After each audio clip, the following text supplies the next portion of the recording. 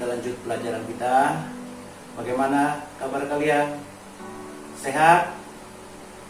Nah, sebelum Bapak lanjutkan pelajaran, apakah kalian kenal Bapak siapa? Nah, sekarang saya perkenalkan diri saya. Namanya adalah, sebut aja Pak John.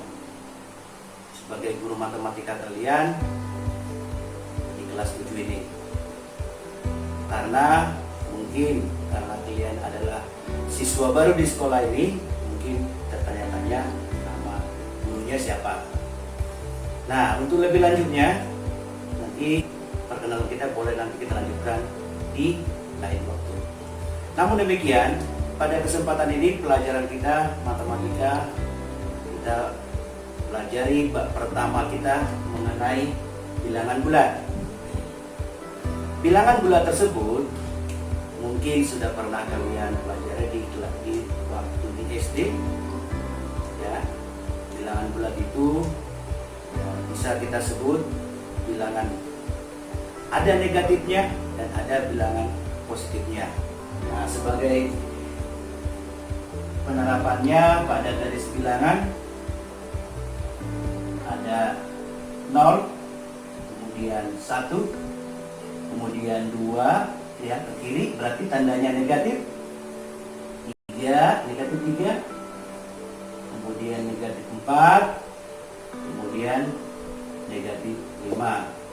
Kemudian di sebelah kanan daripada 0 tersebut ada bilangan 1 positif, 2 positif, 3 positif, 4 positif, 5 positif, dan seterusnya. Nah, inilah kira-kira sebagai penerapan bilangan bulat tersebut, yang mana kalau kita lihat pada garis bilangan ini ada 3 hal yang perlu kita bagi, yang sudah kita kenal bilangannya. Yang pertama itu adanya bilangan 0. Yang kedua, di sebelah kanan daripada 0 tersebut, dari 1 misalnya kanan, arahnya ke kanan, disebut bilangan asli.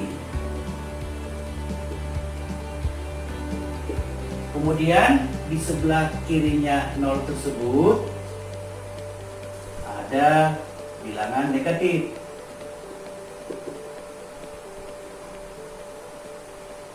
Ya, bilangan negatif. Jadi dengan demikian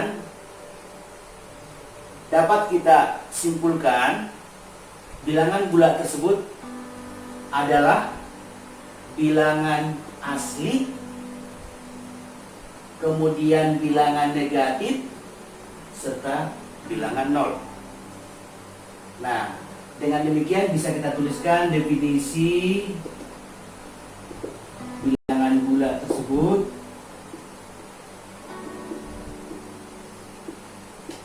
adalah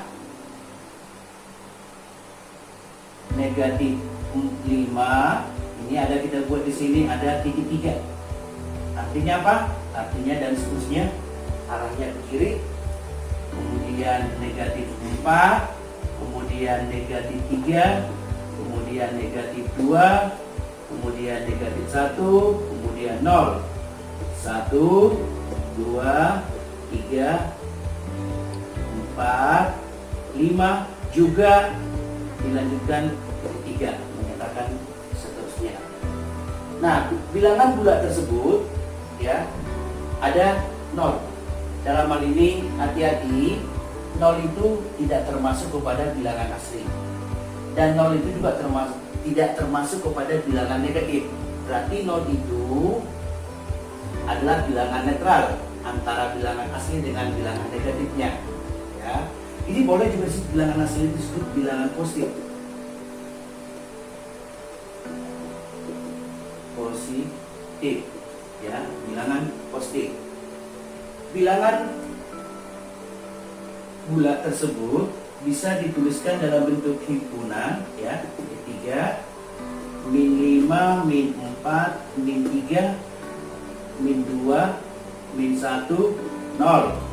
1, 2, 3, 4, 5, dan seterusnya. Ya, kenapa ada di sini himpunan huruf awal berarti menyatakan adanya disebut himpunan. Sementara yang di atas ya kata himpunannya tidak ada, maka dituliskan ya titik-titik min 5, min 4, min 3, min 2 dan seterusnya. Nah, jadi bilangan bulat itu himpunan bilangan bulat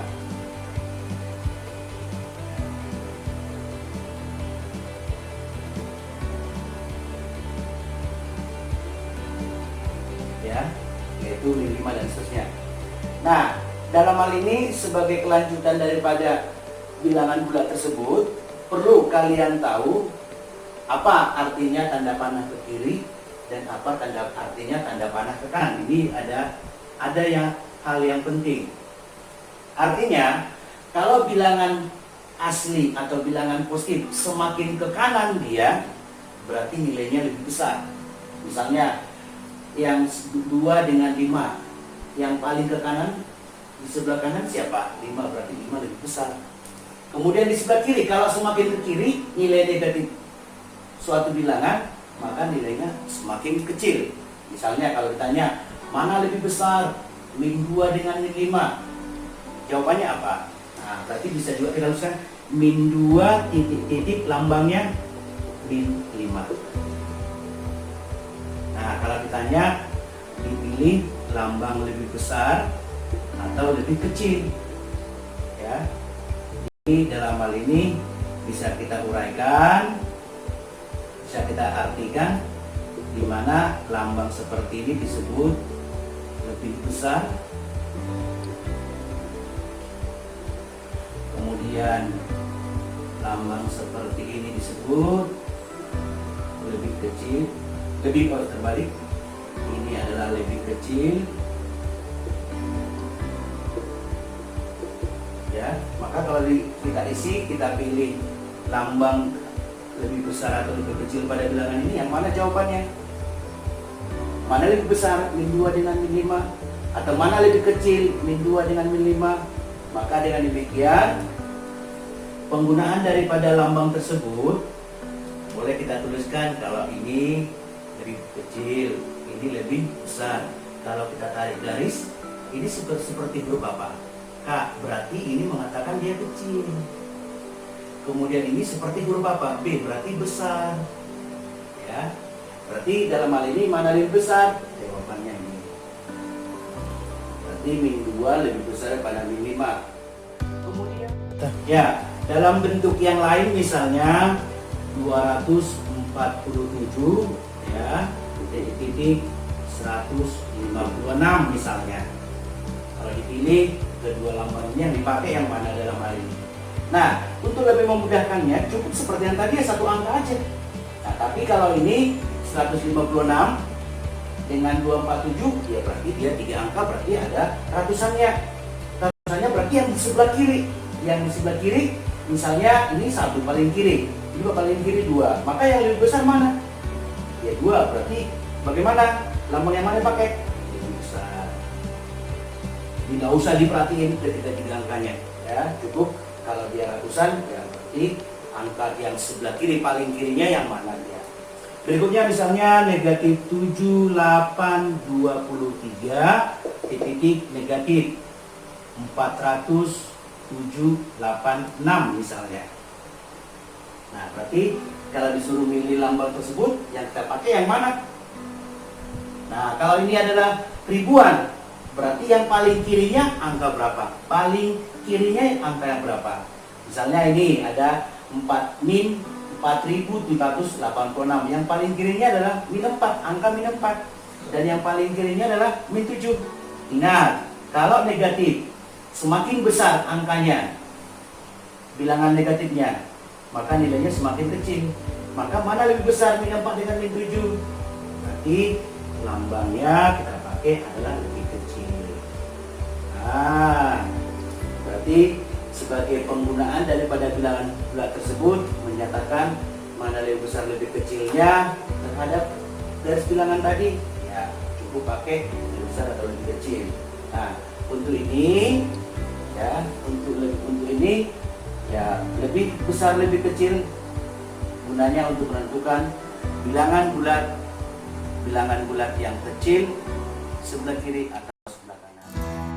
Ya, jadi sebagai kelanjutan daripada bilangan bulat itu ada namanya operasi bilangan bulat. Operasi bilangan bulat. Nah, di sini ada kata operasi. Ya, kata operasi itu kalau pada matematika ada 4 namanya operasi. Operasi penjumlahan, operasi perkalian, operasi pengurangan, dan operasi pembagian. Nah, sebelum kita mengoperasikan bilangan bulat tersebut, maka terlebih dahulu kita kenal ada namanya sifat-sifat, ya, sifat-sifat daripada bilangan bulat tersebut. Yang pertama, sifat komutatif, ya, sifat komutatif. Sifat komutatif bentuk umumnya adalah A tambah B sama dengan B ditambah A. Tuh, bentuk umum daripada sifat komutatif. A tambah B sama dengan B tambah A. Nah, kalau kita aplikasikan kepada bilangan, misalnya 7 ditambah dengan 6 sama dengan, berarti A-nya 7, B-nya adalah 6, sama dengan berarti 6 ditambah dengan 7. Kalau kita hitung, 7 tambah 6 sama dengan 13, 6 tambah 7 juga 13. Itu artinya nilainya sama dengan 13 dengan 13. Itu sifat komutatif terhadap penjumlahan, ya, penjumlahan pada bilangan bulat berlaku. Yang kedua, ada yang disebut sifat asosiatif. Sifat asosiatif ini bentuk umumnya adalah A tambah B ditambah C sama dengan, dalam kurung, A tambah B ditambah dengan C. Ya, itu bentuk umum daripada sifat asosiatif. Ya. Nah, kalau kita aplikasikan atau kita ganti dengan angka, ya, misalnya 20, ya, penggantiannya ditambah dengan B-nya kita buat misalnya 30, boleh, ditambah dengan C-nya misalnya 10, boleh. Sama dengan, ya, berarti sama dengan 20, A tambah B-nya dulu, berarti dalam kurung 20 ditambah 30 dalam kurung, ya, ditambah dengan C-nya berapa tadi? 10. Nah, kalau menjumlahkan operasi dalam kurung seperti ini, berarti yang dikerjakan dulu yang mana? Yang ada dalam kurungnya, toh. Berarti 20 ditambah, nah itu dikerjakan dulu. Begitu ditambahkan 40. Sama dengan ini yang dalam kurung. 20 tambah 30 berarti 50 ditambah 10. Berarti 20 tambah 40, ya, hasilnya 60. Sama dengan 50 ditambah dengan 10 sama dengan 60. Berarti kesimpulannya, sifat bilangan bulat penjumlahan asosiatif juga berlaku. Yang ketiga, ada, kalau ini tadi penjumlahan, kalau pengurangan sifat komutatif tidak berlaku. Nah, ini perlu dituliskan A ditambah B, ya, A dikurang B tidak sama dengan B dikurang A. Ini tidak berlaku. Itu artinya sifat komutatif terhadap pengurangan tidak berlaku. sifat komutatif pengurangan.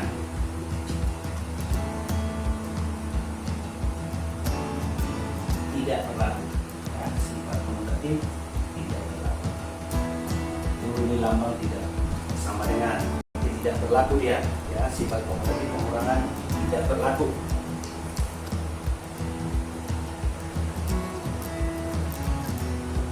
Ya. Dan untuk kelanjutannya adalah ya penjumlahan bilangan bulat tersebut atau disebut sifat-sifat yang lain daripada operasi penjumlahan bilangan bulat tersebut ada misalnya suatu bilangan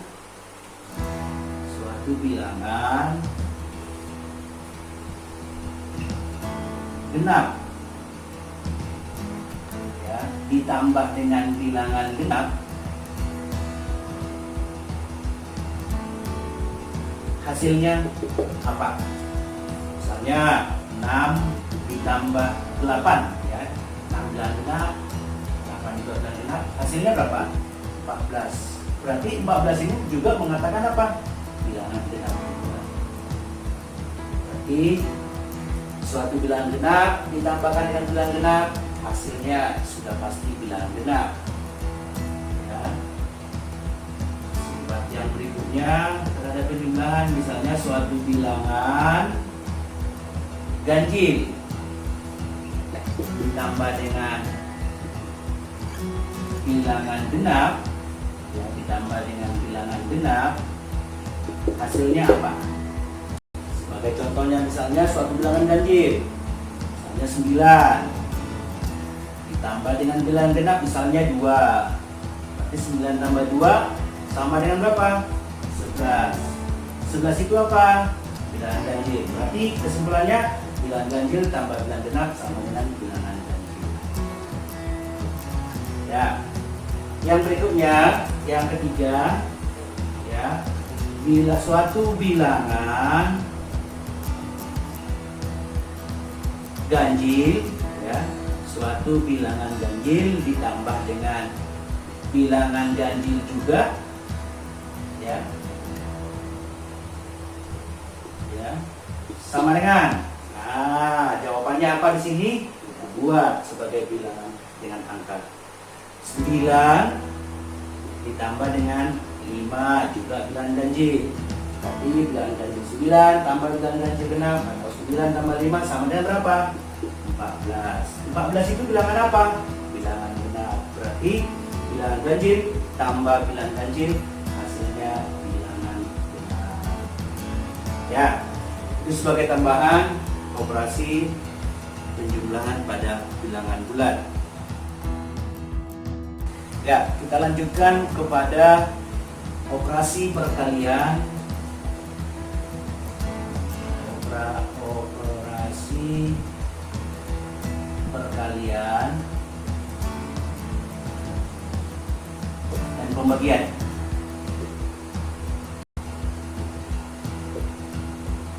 Ya, sebelum kita lanjut, perlu Bapak ingatkan bagaimana bentuk perkalian ya, misalnya 3 dikali 5 ya, 3 dikali 5 maksudnya angka 5-nya ditambahkan dengan 3 ya. Jadi 3 kali 5 berarti 5-nya ditambahkan 3 kali. Secara umum kalau misalnya A dikali N ya, A dikali N secara umum dituliskan N-nya dikalikan ya sebanyak A kali ya, jadi N itu dikalikan dengan sebanyak A kali. Itu sebagai konsep awal mengenai perkalian. Itu lebih lanjutnya nanti contoh-contoh soalnya mungkin sudah kamu pernah pelajari di SD. Nah, setelah itu baru masuk kita kepada sifatnya. Sifat yang pertama terhadap perkalian tadi ada namanya sifat komutatif juga. Komutatif. Ya, komutatif terhadap perkalian yaitu A kali B sama dengan B dikali A. Ya, ini sifat komutatif terhadap perkalian A kali B sama dengan B dikali A. Nah, misalnya kalau kita kita aplikasikan terhadap angka, misalnya 7 dikali 3 sama dengan, nah pengganti A nya 7, pengganti B nya 3, maka B nya adalah 3 dikali 7. Hasilnya 7 kali 3 adalah 21, juga 3 kali 7 juga 21. Itu artinya sifat komutatif terhadap perkalian berlaku. Yang kedua, sifat asosiatif. Ya, sifat asosiatif terhadap perkalian bentuk umumnya misalnya A kali B, ya, dalam kurung kali C sama dengan A kali B dalam kurung kali C. Ya, jadi bentuk umum sifat asosiatifnya adalah A kali B dalam kurung B kali C sama dengan A kali B dalam kurung kali C. Nah, kalau kita buat dalam bentuk misalnya angka 8 misalnya ini, ya, A penggantinya 8 kali B misalnya 3, ya, sembarang, kali dengan C misalnya 2 sama dengan, ya, dalam kurung B kali C yaitu 3 kali 2 sama dengan dalam kurung 8 kali 3 dalam kurung kali dengan 2, ya, dengan sendirinya dikerjakan yang dalam kurung dulu. Berarti 8 dikali 3 kali 2 6 sama dengan 8 kali 3 24 dikali dengan 2, ya, 8 kali 6 sama dengan 24 kali 2 3 48. Itu artinya sifat asosiatif terhadap perkalian bilangan bulat berlaku. Ya, sifat yang ketiga, ya, sifat yang ketiga adalah sifat distributif. Ya, sifat distributif terhadap penjumlahan. Ya, sifat distributif terhadap penjumlahan. Bentuk umumnya adalah A kali B tambah C sama dengan, nah berarti kalau ada pengertian dalam kurung sama juga dengan kali, maka bentuknya adalah A kali B, ya, A kali B ditambah A dikali C. Ya, inilah sifat distributif, ya, dalam bentuk penjumlahan.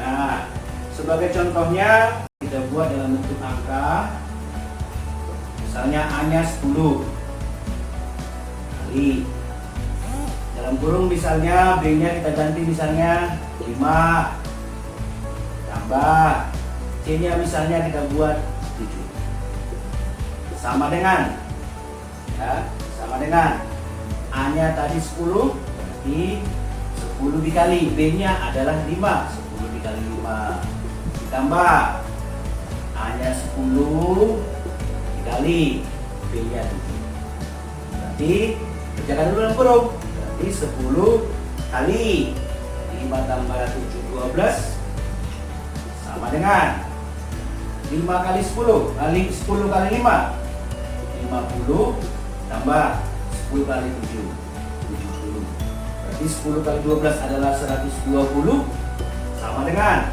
50 tambah 70 juga 120. Artinya sifat distributif terhadap penjumlahan berlaku. Nah, di sini ada penambahan sifat distributif juga yang dinamakan sifat sifat distributif terhadap pengurangan. Kalau tadi penjumlahan, sekarang pengurangan. Ya, bentuk umumnya adalah A kali. Nah, kalau tadi tambah penjumlahan, ini kurang C, sama dengan A, ini dikalikan A dikali B kurang, ya, A dikali dengan C. Nah, inilah bentuk umum daripada sifat distributif terhadap pengurangan. Nah, A kali B, kemudian hanya dikalikan dengan C.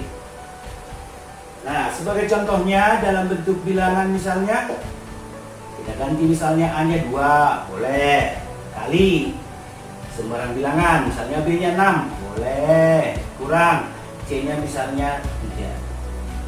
Sama dengan A-nya tadi berapa? 2. Kali B-nya berapa? 6. Kurang, A-nya 2. Kali C-nya 3. Nah, sekarang kita buktikan. Berarti 2 dikali 6 dikurang 3, 3. Sama dengan 2 dikali 6, 12. Kurang 2 dikali 3, 6. Berarti 2 dikali 3, 6. Sama dengan, ya, juga 12 dikurang 6 sama dengan 6. Itu artinya sifat distributif terhadap pengurangan bilangan bulat berlaku. Ya, ada satu lagi sifat perkalian terhadap penjumlahan.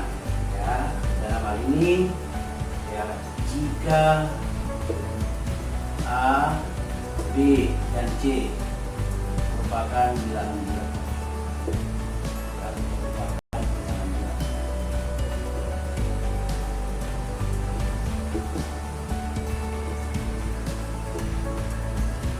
Nah, bentuk umumnya misalnya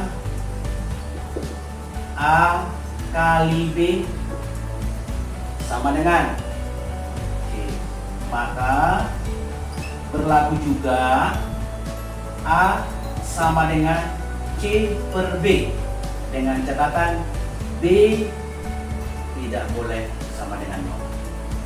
Itu bentuk yang pertama. Bentuk yang kedua juga berlaku. Bentuk A kali B sama dengan C, maka berlaku B. Nah, kalau tadi A sama dengan C per A, sekarang A kali B sama dengan C, maka B sama dengan C per A. Ini juga ada syarat ketentuannya. A-nya itu tidak boleh sama dengan 0. Nah, kalau kita buat contoh soal dengan angka misalnya 5 dikali 2 sama dengan 10. Nah, ini berlaku juga 5, ya, sama dengan 10 dibagi 2. 10 dibagi 5, 10 dibagi 2 juga sama dengan 5.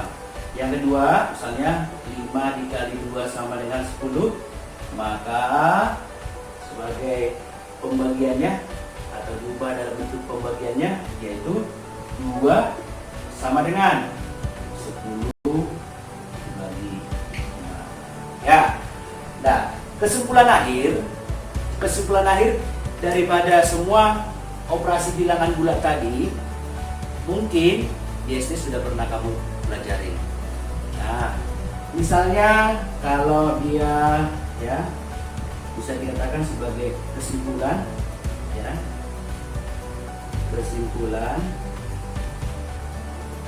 misalnya suatu bilangan negatif dikalikan dengan bilangan negatif, hasilnya positif, ya, bilangannya hasilnya positif. Juga bilangan positif dikalikan dengan bilangan negatif, ya, hasilnya negatif. Yang ketiga, bilangan positif dikalikan dengan bilangan positif sama dengan bilangan positif. Nah, itu terhadap perkalian. Kalau terhadap pembagian, misalnya negatif dibagi bilangan negatif, ya, hasilnya positif. Bilangan positif dibagi dengan bilangan negatif, hasilnya negatif. Bilangan positif dibagi dengan bilangan positif, hasilnya positif. Nah, dengan demikian, ini perlu kalian perhatikan dalam hal operasi bilangan bulat tersebut terhadap perkalian dan penjumlahan. Yang berikutnya ada yang perlu kalian perhatikan juga. Kalau misalnya ada soal, di soal tersebut operasi keempat, operasi matematikanya ada, maka syarat-syarat yang perlu dilakukan, yang dikerjakan dulu, ya, ataupun tahap-tahapannya yang harus dikerjakan dulu ada. Yang pertama, ya, tahapan mengerjakan soal apabila dalam bentuk operasi matematikanya terhadap soal. Yang pertama, operasinya yang perlu dikerjakan dulu, ya, dalam kurung. Ya, kalau ada dalam kurung, itu yang dikerjakan dulu.